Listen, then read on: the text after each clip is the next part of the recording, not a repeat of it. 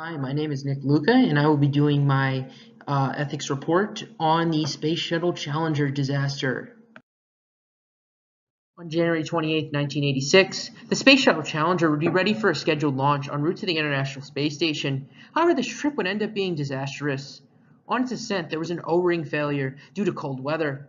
This would lead to the exhaust leaking into the fuel tank, thus causing an explosion that would take the lives of 7 astronauts. Not only did this event shock the engineering community as a whole, but it instantly became one of the biggest failures in NASA's history. You might ask, why would a disaster encompass the idea of ethics? If you look at the story closely, you'll start to see a web of conspiracy. Before the launch, the engineers were fully aware of the possible failure of the O-ring. They knew that the O-ring was not designed for cold weather launches. They asked NASA to move the launch date, however management at NASA refused due to monetary reasons and the launch being delayed beforehand. Reluctantly, the engineers decided to launch the Challenger, leading to this disaster. However, there were signs that NASA ignored in the past. In 1984, the post-flight readings of the Discovery showed that the O-rings were starting to deteriorate.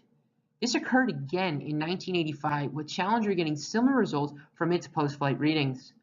However, despite these risks, NASA thought that the benefits outweighed the risks and did not fix these problems.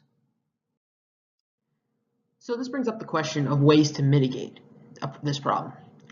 First, NASA could have seen the problems of the past with the Discovery and the Challenger having deteriorating O-rings going into the mission and should have changed those before.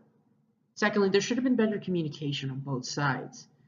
The engineering firm came back to NASA at basically the last minute, therefore kind of just shackling NASA's hands and basically saying, well, we're this close to launch, we're not going to be able to change the launch this quickly, it would cost us too much money.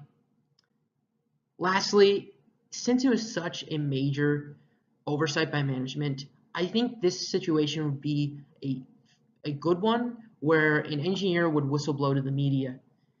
If they whistleblowed to the media about this atrocity or possible problem, the launch would most definitely be delayed due to media attention.